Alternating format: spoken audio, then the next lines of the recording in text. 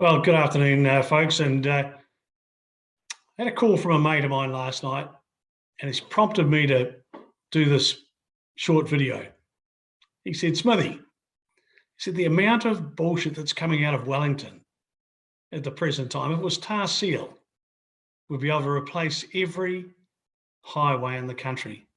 I thought about it, and he's pretty right. So look, I'm Bruce Smith, the Westland District Mayor. Westland is a member of Communities for Local Democracy. So who are Communities for Local Democracy? Well, we were 25 councils strong and growing. However, last week, we were joined by Queenstown Lakes District Council, by Marlborough District Council, and by Horowhenua Council.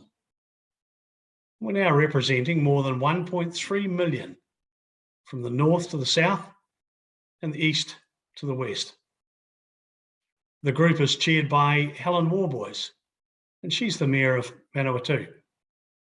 And it's co-chaired by Dan Gordon, the Mayor of Waimakariri. They're both smart people and both very responsive, like the rest of us are, to what people in our community are saying.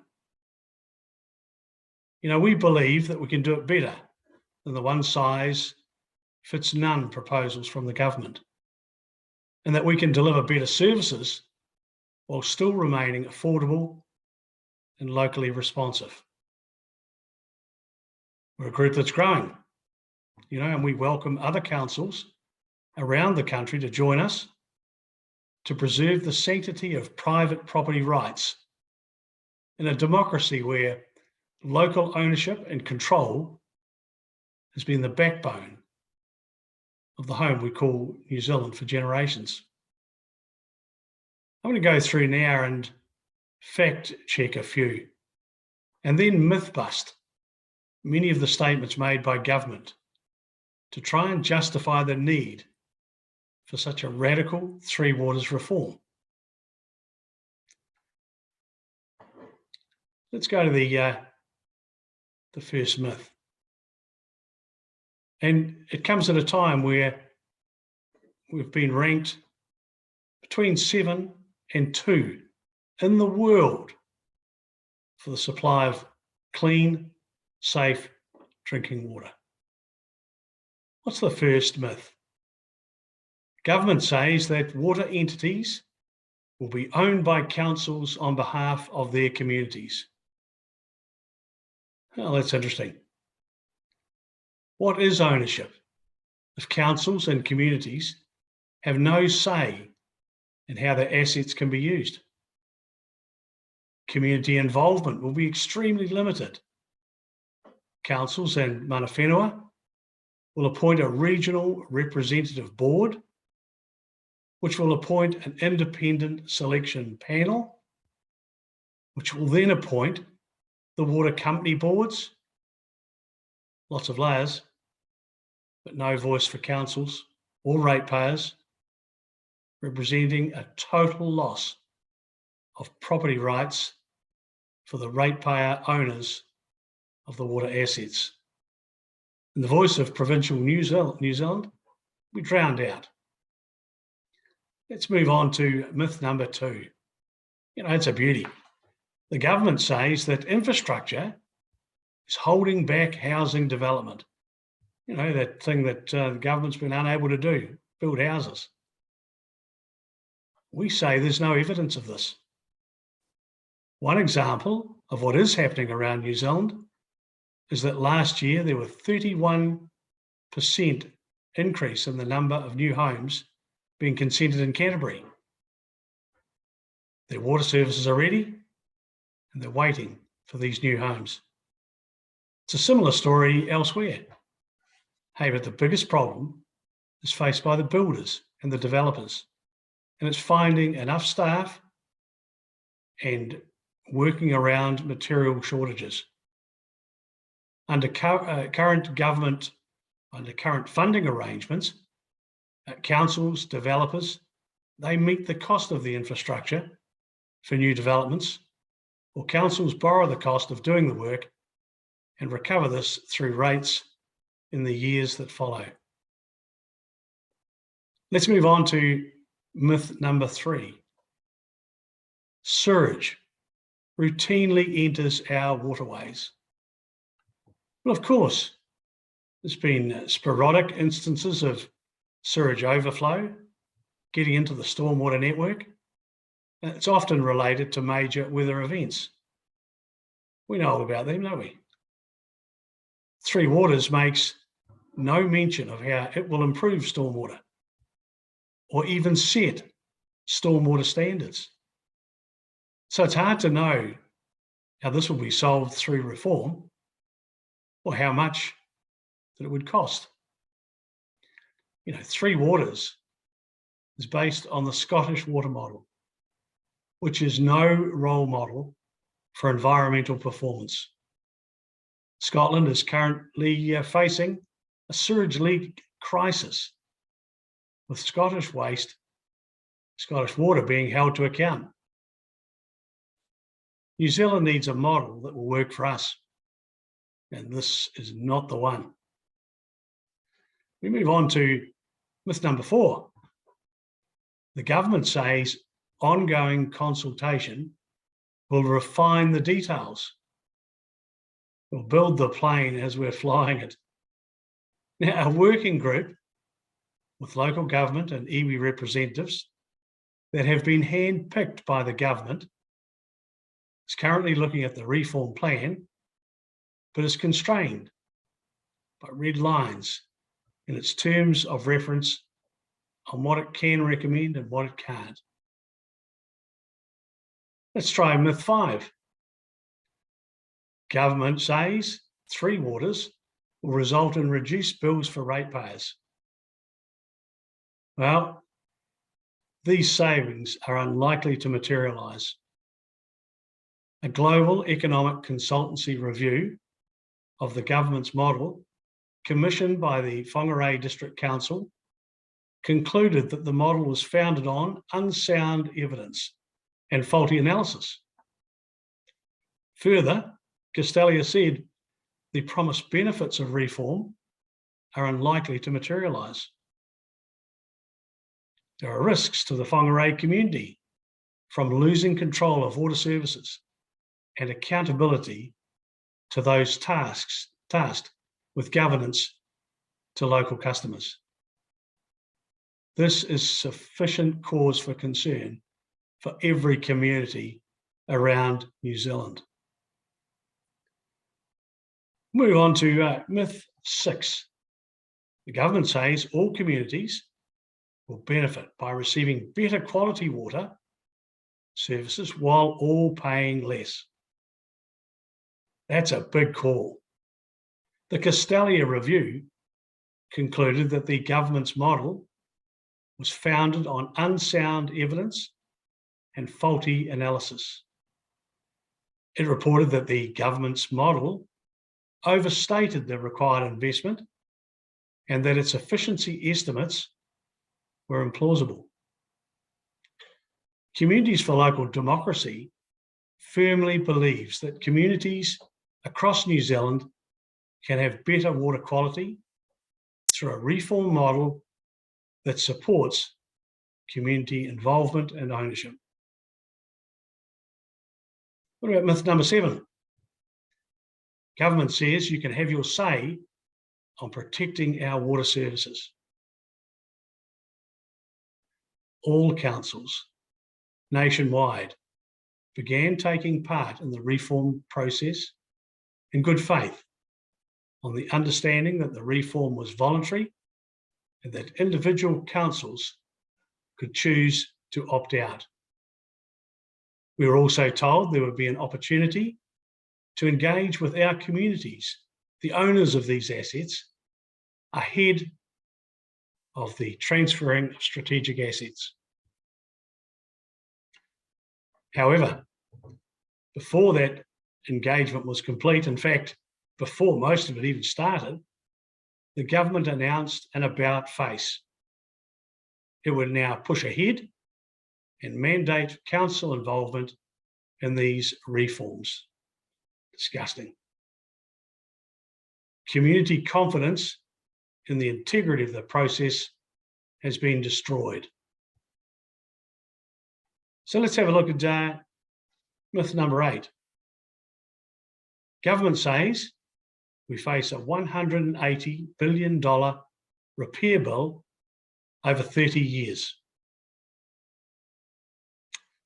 The Castilia report found that the government's model was entirely based on a top-down, New Zealand-wide assumption that a massive nationwide investment program is necessary for all council water services. Now, capital investment is needed in some parts of New Zealand now and over the next 30 years. However, it's not clear that the investment is needed in all places at the scale claimed by the government, which continues to make the mistake of assuming that all sizes fit one person, or one size fits all. Let's move on to myth number 9. The government says that 40,000 people lived with boiled water notices in 2020. Now, they're probably right there. Let me tell you something. Boiled water notices can be brief, precautionary responses to isolated incidents, or can be in response to more widespread or long-lasting problems. Although the number may be right, this is a tiny percentage of the population. So let me help you put things into context. 96.7% of the report population, or 4,003,000 people, receive drinking water that meets all legislative requirements. Pretty impressive, isn't it? 98%, which is 4,060,000 people, receive drinking water from a supply with a water safety plan. 96.96% of the report population, 4,140,000 people, receive drinking water from a supply with appropriate source protection. So why didn't government come out and lay those figures out? They picked on a headline-grabbing figure and then brought the PR team in.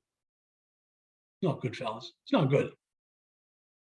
Now, what about myth 10? Government says there has been historical underinvestment by councils in water infrastructure.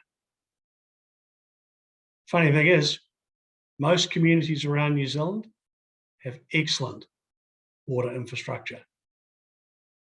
There are some smaller councils that lack the funds required to invest as much as they would like into their water infrastructure. Our objective is an alternative model which would enable local ownership and local say while creating additional funding options. Makes sense, doesn't it? Let's move on to myth number 11. Government says communities will retain an influence on 3 water assets and services through their council. That's nice. Well, let me tell you, community involvement will be extremely limited. Councils and mana whenua, as I said before, will appoint a regional representative board, which will appoint an independent selection panel, which will then appoint the water company boards. Where do you really think you sit in this? Lots of layers, but no voice for councils or ratepayers, representing a total loss of property rights for the ratepayer owners of the water assets. These are the assets you and your families have paid for over generations. I say again, the voice of provincial New Zealand will be drowned out. Let's move on to myth number 12. And it's a really important one. Government says safeguards against future privatisation will be written into legislation to maintain local ownership. Now, that's about as silly a claim as you've ever heard. In fact, it opens the entire Three Waters system for privatisation in the future, which it can't do now. So we've got 67 councils that own the assets on behalf of the people. Now, a future government will still be able to vote to remove any constraints before taking steps to privatise the water assets if the government's plan goes ahead. At best, the present government proposal would only make transparent a future government's desire to privatise these assets by requiring it to remove those constraints before privatising. And you know how that works? It would simply require 61 votes in Parliament, a majority in a 120-seat Parliament. Dangerous. This opens the door to a future government claiming it needs the money from full or partial privatisation. And let's face it, it's already occurred in our electricity sector. And you know how that ended up. Let's move on to myth number 13. Government says the water companies will have to consult with their customers, with business and residents on future direction. Every community across New Zealand currently has elected representatives who can be held to account if you are unhappy with your water. You can call with them, you can call on them. You can meet with council staff, and you can present any concerns at the council's monthly meetings. You can also have your say on your council's strategic direction, investment priorities, and charging through its annual and long-term plan processes. The proposed water companies are likely to have as much of a relationship with customers as you currently do with other utilities, such as the internet or electricity. You will get no say. Let's move to myth 14. An important one, and you've heard it called out time and time again. Government says the government is not confiscating, buying, or selling these assets. They keep saying it. Trouble is, no one believes them, and the reason is it's not true. The government reforms propose forcibly taking control of assets that generations of our ratepayers built up and paid for. It will put them into what will be 4 of the largest companies in New Zealand, and then denying our communities their say in how these companies are run. They're redefining New Zealand's understanding of property ownership. It's democratically a disaster, and we're not going to let it happen. Now, let me move on to the last one of today's post. It's myth 15. So, I've got about 45 actually, but hey, I'm only going to do this one here. Myth 15. The government says Scottish Water is a suitable model for New Zealand. That's what it says. Now, it was established almost 20 years ago. Scottish Water recently self-reported a 40% increase in recorded sewage spills over just the last 5 years, thanks to a sewage network just simply can't cope. Better still, it's only required to monitor less than 3% of its 3,697 sewer overflow pipes. So the problem will be much worse than what's been reported. New Zealand needs a model that will work for us, rather than an imported broken model that can bring quick results to an impatient government and long-term disaster for us. Now, these are just some of the myths, and I'd urge you to ensure that your council and your councillors are up to scratch with what's happening with communities for local democracy. Urge your councillors to join us. Hey, we're now 28. We haven't got far to go, and we'll have half of all of the councils in New Zealand. And we are not going to sit by on behalf of our ratepayers and the government steal our assets. Well, that was my thoughts for today. And hey, look, we'll catch you later.